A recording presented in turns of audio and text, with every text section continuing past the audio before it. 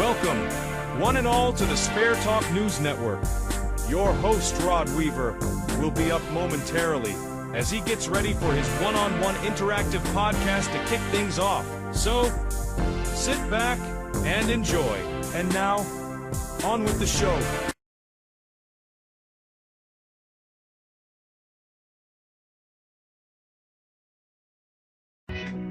All right, everyone, welcome back to the show. Today, Howard and I are taking a trip back in time, and honestly, it's a trip that might make some of you a little queasy. We're talking about the good old days of bowling, specifically the Depression era, and a rather unique piece of equipment you'd find in every alley, the spittoon, or as the article we found calls it, the cuspidor. Rod, when you first brought this article to my attention, I honestly chuckled. But then I read it, and it's quite a vivid, if not a little alarming, picture of what bowling alleys were like. It makes you appreciate how far we've come, that's for sure. Exactly. This piece, written by a Dr. William Brady, is just a goldmine of period detail and, let's be frank, some very strong opinions. He starts right out of the gate with a bowler writing in, complaining about continuous trouble with their throat and catching a terrible grippe every season. And his theory? The bowling alley. And it makes sense, doesn't it? He talks about the large air fans to blow the dust out, and porters continuously whirling it up with large brooms. I mean, can you imagine the particulate matter in the air? Not to mention, as he so eloquently puts it, bowlers and spectators by the hundreds are coughing and spitting almost everywhere except in the cuspidors. It's a real sensory experience, isn't it? You can almost taste the dust and, well, everything else. And the image of people just missing the spittoons. He says once in a while you see someone actually look for and aim at a cuspidor, but he generally misses. The cuspidors are so low and narrow as targets, it's like a tragic comedy unfolding in front of you. A tragic comedy, absolutely. And the question he poses, why are cuspidors provided in bowling alleys? He gives it up, says it's as difficult as figuring out why some pipes have those annoying little tin strainers. That little aside is great because it shows his general irritation with poorly designed things, but it also hints at the prevalence of pipe smoking, another source of, shall we say, expectoration. Yeah, it's a funny tangent, but it tells you a lot about the culture. He speculates perhaps the managers of bowling alleys feel that patrons will not feel at home without the cuspidors. Then again, perhaps cuspidors are indispensable in bowling alleys because cuspidors have always been a part of the interior decoration of such places. It's the inertia of tradition, isn't it? Pure and simple. Things were done a certain way because they'd always been done that way. And in an era where public health standards were still developing and smoking and chewing tobacco were incredibly widespread, a spittoon was just part of the landscape. Not just in bowling alleys, as he points out, but in trains, hotels, offices. They were everywhere. But he's really advocating for change. He says, in these days of alleged sanitary equipment, cuspidors in bowling alleys should come under the local sanitary regulations, and only such equipment as dentists use should be tolerated in any public place. He's pushing for a more medical-grade level of cleanliness, which, makes total sense. He's ahead of his time in some ways, certainly in his thinking about public health. But then he veers into what I found to be the most entertainingly aggressive parts of the article. He distinguishes between unavoidable spitting, like at a dentist, and avoidable spitting, like in a railway car. And then he really lets loose on smokers. Oh, he does. He goes from a youngster having his initial experience with smoking needs a cuspidor to a creature who eats tobacco feels an occasional craving for a place to dispose of the juice, which, okay, fair, but then it escalates rapidly. He asks, but does a lady or a gentleman need a cuspidor at any time? And the answer, clearly, is no, in his view. And here's where he really pulls no punches. The smoker who finds it necessary to spit should not be tolerated anywhere. He should be confined in a stable. Confined in a stable, Rod. That's a take. Not subtle, not nuanced, but a take. It's absolutely incredible. He is obviously either affected with some disease which may be communicable through his filthy habit, or else suffering from an overdose of tobacco. When anyone takes too much tobacco, nature attempts to eject the excess. So the spitting smoker with his array of cuspidors has no place among polite people. I mean, wow. He's not holding back on the social commentary there. It really highlights the changing social attitudes towards smoking and tobacco use. Back then it was ubiquitous. Everyone smoked, or chewed, or did something. But even then there were voices, like Dr. Brady's, starting to push back against the more unsanitary aspects of it. We're talking about a time before widespread understanding of germ theory, certainly before the link between smoking and lung cancer was firmly established. And his commentary on public health ordinances is just as fiery. Our public health ordinances are more or less a dead letter everywhere.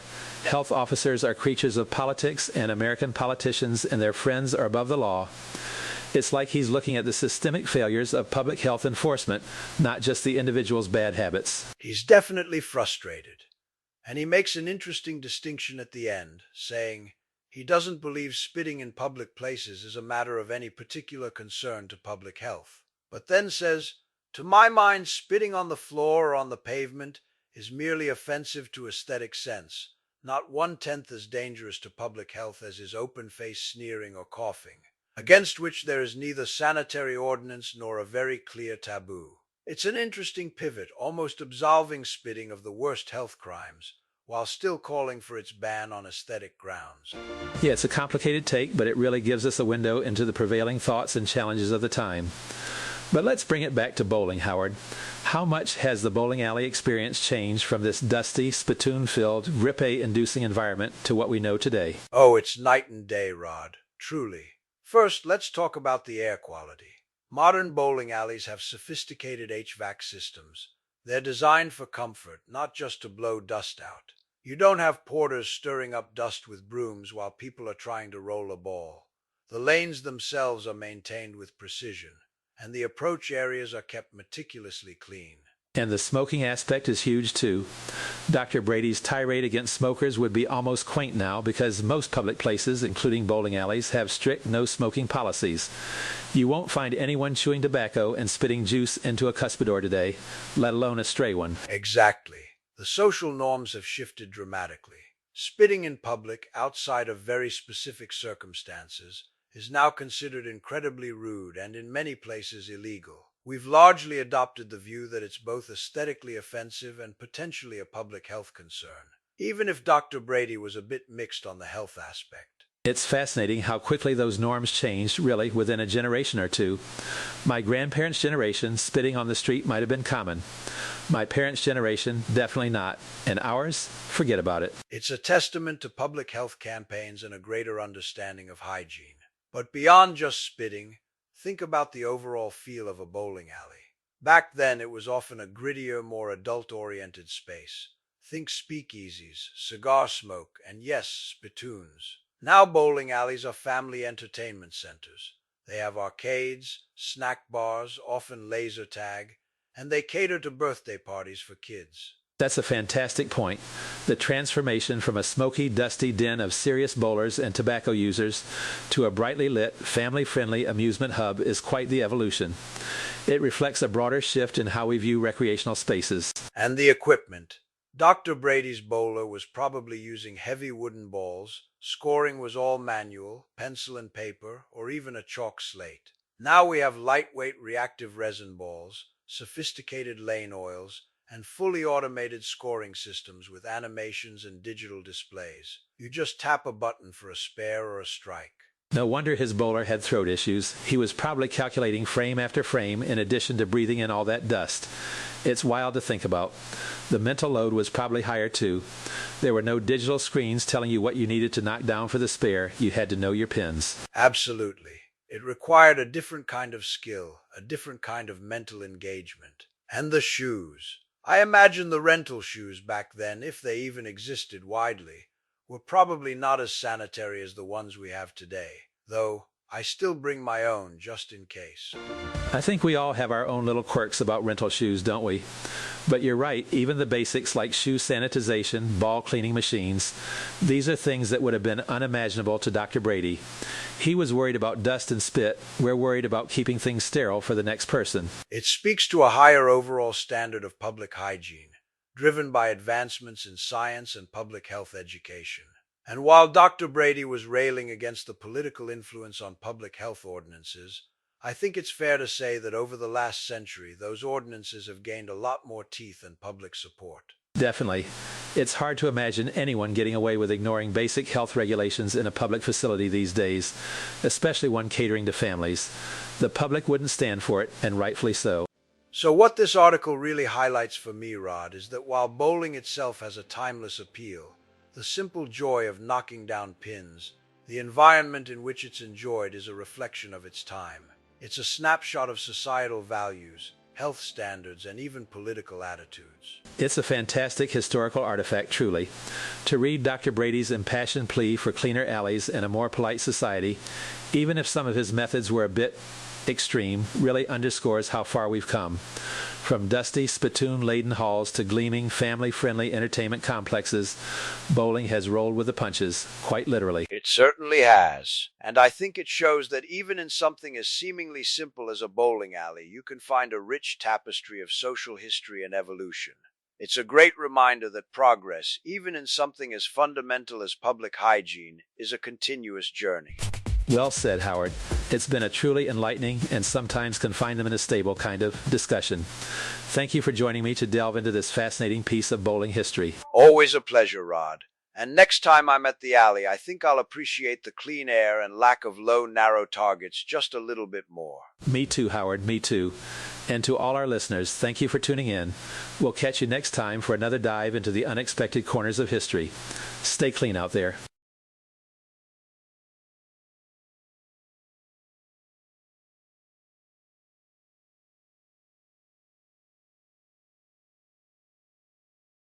From the Boston Globe in the year 1993, she filled lanes with class. No other bowler could hold a candle to the gracious Chernicki. That smile, that beautiful, gracious smile. In victory and defeat, it was always there. And that's how this man will always remember Stasia Chernicki, the First Lady of Candlepins, who died Sunday at 70, of amyloidosis, a rare blood disease.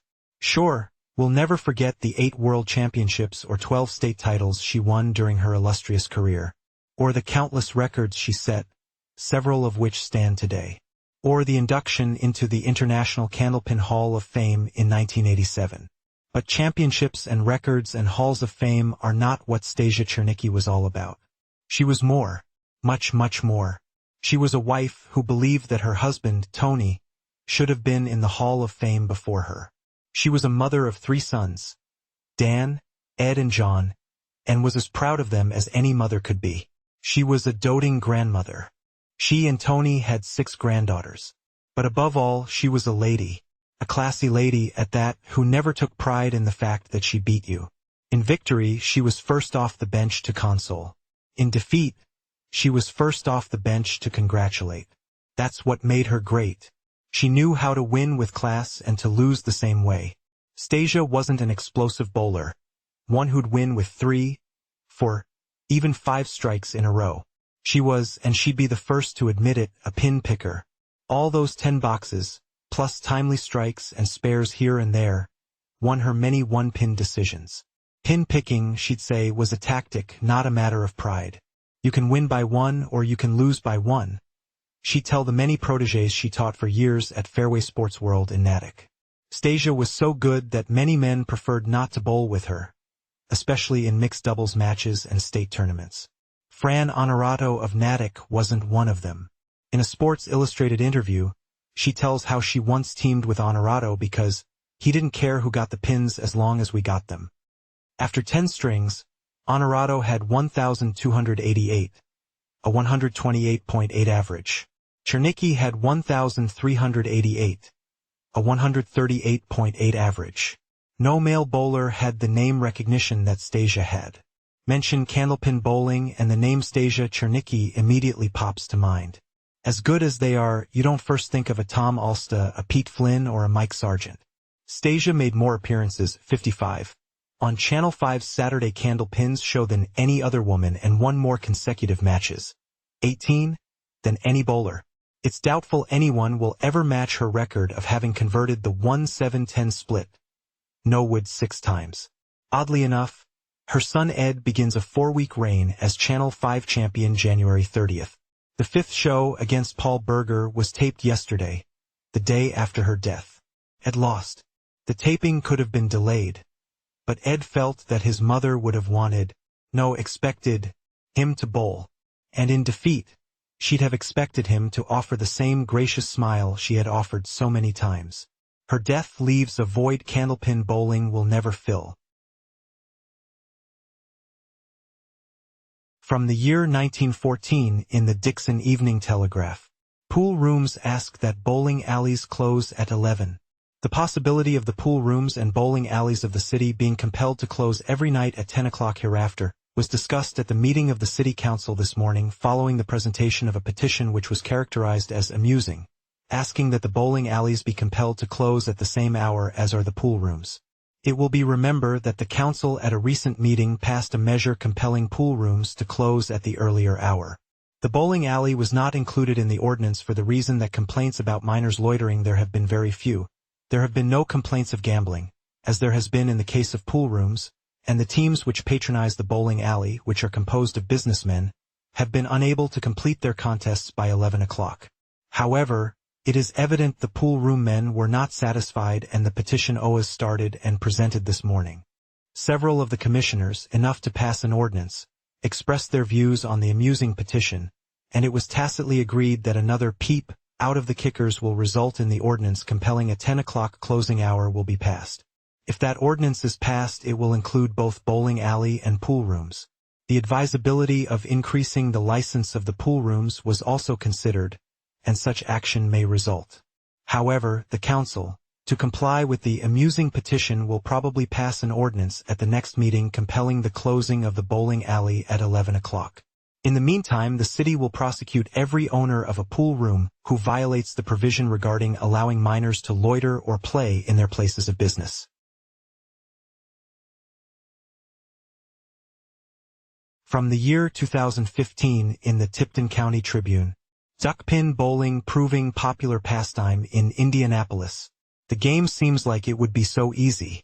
Bowlers at Atomic Duckpin Bowling took the smaller-than-normal ball in their hands and aimed at the miniaturized pins at the end of the lane. The game gives them a third throw each frame for an even greater opportunity for success. With a lighter ball and tinier pins, the players assumed they'd be racking up strikes and spares. They were wrong. Even though a 300 is physically possible, there has never been one, owner Linton Calvert told the Daily Journal. You can be so unlucky that even throwing the ball down the center of the lane can get you only 2 pins. The deceptively difficult game of duckpin bowling has become a niche pastime in specific alleys throughout the country. Indianapolis boasts the only lanes in Indiana, and one of the few places west of the Appalachian Mountains to offer it. The game has become a must-have reservations attraction in the historic Fountain Square neighborhood, and one of Indy's most original activities for date night, corporate team building, or a fun time out with friends. Back before automated ball returns and pin setup, bowling was a labor-intensive game for the return boys who worked behind the scenes at local lanes. For that reason, most lanes shut down in the summertime, though a handful stayed open to offer strange iterations of bowling. One of those was duckpin. Anyone stepping into a duckpin alley would find familiarity with the game of bowling that they know, said Stan Kellum, executive director of the National Duckpin Bowling Congress. The lanes are the same length and width. Knocking down all 10 pins on the first toss is a strike, and getting them all in 2 throws is a spare. But differences exist, starting with the size of the pins and balls. A duckpin is about 3/4 the size of a normal bowling pin, and bowlers use a 5-inch diameter ball. Bowlers are given a third chance to knock down all of the pins, which would represent a score of 10 for the frame, Kellum said. The game was easy for all skill levels to try, which appealed to society's wagering nature at the time the game was invented. For gamblers, this was kind of an equalizer, Calvert said. The poor bowler was willing to bet the good bowler. By the 1920s, the game had become immensely popular on the East Coast, centered around Baltimore. Even today, that's the center of the duckpin universe, Kellum said. But it has crept west. Calvert brought duckpin bowling to Indianapolis in 1986. He opened a bowling alley on College Avenue in downtown Indianapolis, converting the alley to the duckpin style in an attempt to set itself apart from other alleys. I had experienced the game when I was serving in the Navy on the East Coast, he said. It was a game that I thought was a hoot. I'm a very good bowler, and this game was challenging and fun. Its location near Eli Lilly and Company proved to be a boon. Employees would come over on their lunch breaks to roll a few frames, and those people told their families and friends. Following was born. Men and women could both play it equally as well, so it became a kind of universal game, Calvert said. When his original alley closed, Calvert brought the game south to the Fountain Square building. The historic 1928 structure, which contained a theater, a rooftop garden, and banquet halls, also contained a bowling alley on the fourth floor. That was the primary attraction to me coming here to Fountain Square, because there was an existing alley that had been closed for 36 years, he said. This is an original vintage bowling alley. While most modern bowling alleys are dark and closed in, Action Duckpin Bowl features large windows surrounding the lanes, giving an excellent view of downtown Indianapolis. Bowlers can sit on antique wooden seats waiting for the balls to return from the original 1920s-era return equipment. Meanwhile, the lower level is home to Atomic Duckpin Bowl. Though the game is the same, the atmosphere is more retro here. Calvert built the lanes himself using pieces from classic bowling alleys from across the area, including Nora Bowl on the north side, Play Bowl in Irvington, and Lyndhurst Bowl on the west side, to give it an authentic feel. These were all alleys built in the 50s and 60s which had gone out of business, Calvert said. It gives it a real sense of feel for the time. It's all turquoise and red and glass. Since opening in the mid-1990s, the Duckpin Bowling Center has become a funky draw to Fountain Square. It's entirely unique to the city and has become a must-see for visitors and residents, Calvert said. The style and scale of the game makes it ideal for men and women, children and adults at the same time. Businesses have started reserving the lanes for corporate get-togethers, and organizations often schedule to use the lanes weeks and months in advance. The lanes are open to the public without reservations, but Calvert doesn't recommend just showing up on a Friday night. You'll only be entertained by watching. You won't have an opportunity to bowl, he said. From the San Antonio Express News in the year 1975, Salvino takes bowling prize. Carmen Salvino, an old pro from Chicago, won the biggest prize in his 15-year career when he took first place Saturday in a $100,000 Professional Bowlers Association tournament.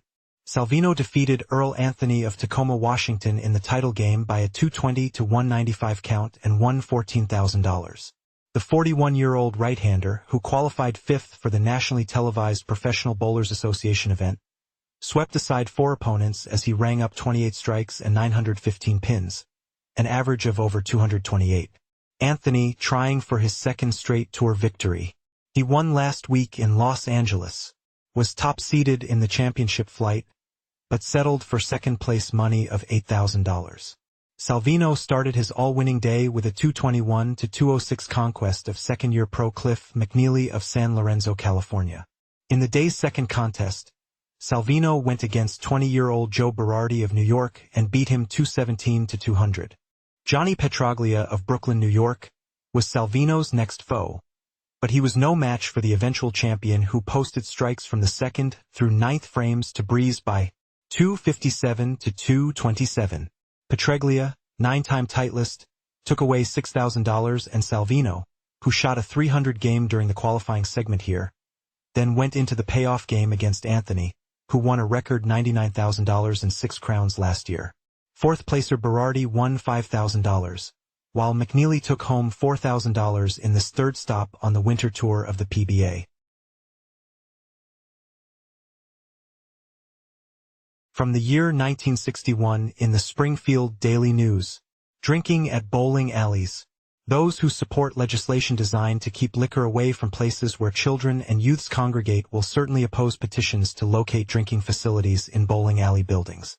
Also opposed to such licenses will be those who believe that drinking places should not be permitted to add attractions to interest non-drinkers.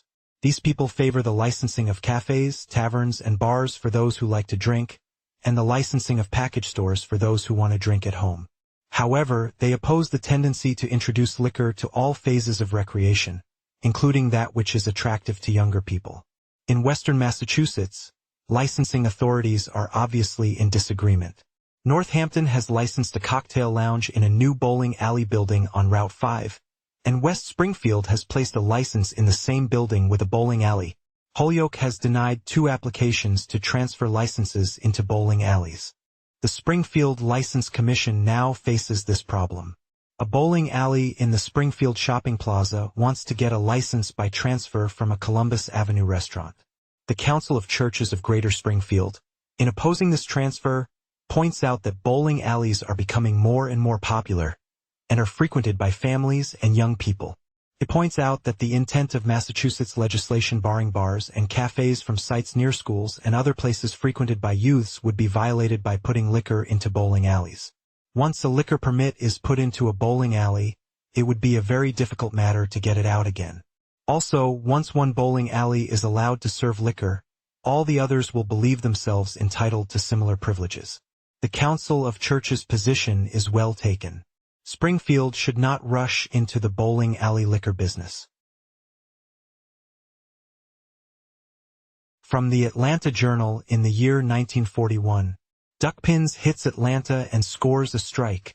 Don't tell your friends you went bowling the other night, because you didn't, strictly speaking. According to the experts, bowling is a vague sort of a term which may mean anything. You might be telling your friend that you served a ball in a game of cricket. That's bowling too. You might mean that you moved forward rapidly and smoothly. That's bowling too. See? Now start all over again. Tell your friends that you bowled a couple of games of duckpins. You will completely eliminate all mix-ups. America's 2 most popular bowling games are duckpins and tenpins. The first is played with smaller balls and pins, the second with larger ones. Although Atlanta has both types of alleys, for some reason, duckpins is the favorite game here. But while grass grows on the 10-pin alleys, about 25,000 Atlanteans take the smaller balls in hand and send them spinning toward duckpins with varying degrees of success. According to the folks who bowl, and we're speaking of duckpins, not cricket, the best feature of the game is that anybody can play it, and to prove it, they point out children as young as 7 years old and grown-ups as old as 81. Even the girls and women bowl duckpins, wielding the 4-pound balls with an accuracy that gives every man watching an inferiority complex. The average score around town is 87 out of a possible 300. Nobody's ever made a perfect score in duckpins, and as far as anybody knows, the highest one-game score is 195. But be consoled, people, especially women, have been known to bowl as low as 19 and 20, and possibly lower, although no one would ever admit it. Bowling is tough on 4 things: the balls, the alleys, the duckpins, and your waistline. The balls, which are 5 inches in diameter, are made of a composition rubber and processed material covering a solid core of black rubber. They stand up pretty well. The alleys and pins are made of maple, which is an extra hard wood. It wears pretty well too. And as for your waistline, you know more about that than we do, but it's an even bet that your avoirdupois can't stand the gaff. From the year 2007 in the Post Bulletin, Spot Bowling, by Neil Tardy. How do you bowl? In bowling you're gunning for the pins, but you're aiming for a spot. Each lane sports 2 lines of dots before the foul line and 1 line of arrows about 15 feet beyond the foul line. If you don't bowl regularly, you may wonder about the spots, or maybe overlook them entirely. But they're there for a reason. Bowlers of all abilities use these spots, the dots as a guide on the approach, the arrows as a target to roll the ball. Adam Oppo of Colonial Lanes in Rochester was a national amateur bowling champion in 1990, and then a member of the Professional Bowlers Association Tour. He discusses the finer points of spot bowling. For a beginning bowler, I recommend standing on the center dot and aiming for the center arrow. That way you can avoid gutter balls because you'll always be in the center of the lane, he says. As you get better, you can take an angled approach.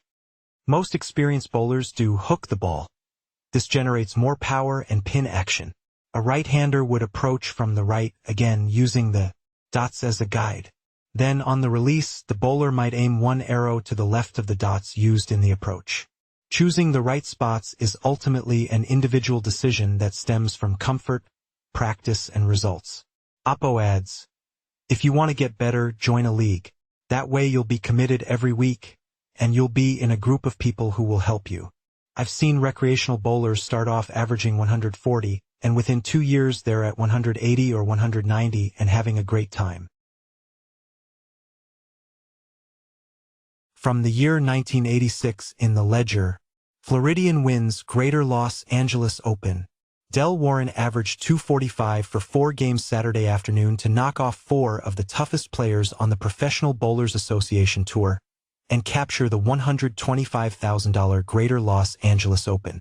Warren, of Lake Worth, captured his first career PBA title with a convincing 256-218 decision over top-seeded Mark Williams of Beaumont, Texas. He received $18,000 for the victory.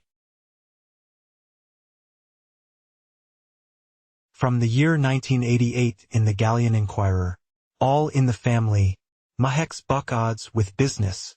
When Frank Mahek built his Crestline bowling alley in 1947, people were betting it would be a garage within a year.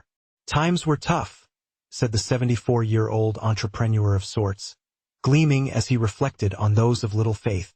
But 30 years later, not only was the 12-lane bowling alley still thriving, but out of it grew what was to be one of the biggest trophy and plaque displays in the country. And they've managed to keep it all in the family. It's always been a family affair, said Mahek, explaining that his youngest son, Bob, left his job as principal of St. Mary's Catholic School in Shelby in 1976 to join Mahek and his oldest son, Jim, in forming Mahek's Trophies and Pro Shop at 707 South Thomond Street. Bob always thought he wanted to be in business with his father and his brother, Mahek said. In 1966, when Bob graduated from Crestline High School, the Maheks began offering bowling trophies along with their award-winning burgers and beer, using a simple plastic labeling gun to designate the award's recipient. Bob and I did trophies for the bowling leagues in town, said Jim, who decided to help his father at the bowling alley after he got out of the Air Force in 1964. Janet Miller from Galleon then asked if we would sell her trophies for the Women's Bowling Association, and it just grew and grew and grew. The Maheks began engraving the trophies with a manual, letter-by-letter machine and expanded into other sports such as baseball and softball. But in 1975, when cola and coffee cost 15 cents, the Maheks decided to close the bowling alley and its refreshment stand and take a little break, putting all their energy into building the biggest and best trophy and pro shop around. Even today, the bowling alley still lurks like a forgotten friend behind a wall of plastic, and the old grill and snack menu can be seen behind the counter that was once bustling with hungry bowlers. Yellowing photos of tournaments gone by cover the sturdy brick walls that Jim helped build as a child. But there are no hard feelings in the Mahek family. It wasn't hard to close the alley, said Jim, now 47. I was so tired of working 7 days a week, 12 hours a day. But I do miss the kids. We had one of the best junior leagues around. There were 180 kids over here on Saturday afternoons, and they caused no problems. As a whole, I would definitely do it over, but I wouldn't do it again. Now, the 75 by 175-foot building is filled with thousands of trophies and plaques, from a nearly 6-foot championship-sized monster to a tiny, 3-inch silver baseball mitt. We've got everything from soup to nuts, said Bob, 39. Adding that they buy many of their trophies from California and elsewhere across the United States. If we can't get it, it can't be got. We have all the connections. Jim said being in the trophy business has been more rewarding than running the bowling alley, not only because he has more free time, but because the customers are easier to deal with. People who come in here are not on edge, said Jim, the father of 4. In bowling, half the people lost and are upset because of it. Now, 95% of the people who come in here don't have a chip on their shoulder. And some of the people who come in for trophies or plaques even touch the Maheks emotionally, Jim said. Like the kid who comes in and puts some change on the counter to buy his parents a trophy, Jim reflected with a grin. 10 years ago, our son bought us one. We still have it. And then there's just that magical effect trophies have on people that makes it all worthwhile. We've had parents tell us their kids sleep with their trophies. Jim laughed. The trophy has no meaning to anyone but the person who got it. The age of trophies, however, is evolving into one of plaques more and more, Jim said, because of technological advances that have made plaques much more acceptable and practical.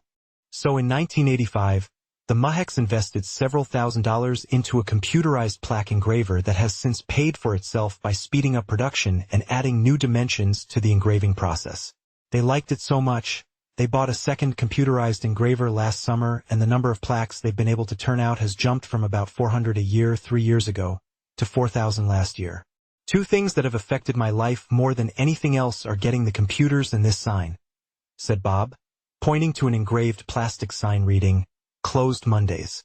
Bob said they have about $20,000 worth of computer equipment now, with some software running from $500 to $900. And as his mother, Violet, helps put together 200 karate trophies for Belleville's Mid-Ohio Karate School, Bob said he feels fortunate he is able to be a part of a family-owned business when the number of such operations is shrinking every year. Sometimes it's hard to work as a family, said Bob, himself the father of 5. But I feel pretty lucky. Well, I guess we've come to the end and we'll be wrapping it up for today. Thanks for stopping by and tuning in. As usual, if you haven't already done so and would like to be notified when future videos become available and are published, feel free to hit the subscribe button in the lower right corner of the videos or YouTube video screen. Have a great week, and I look forward to seeing everyone on the upcoming Thursday or Friday. Take care.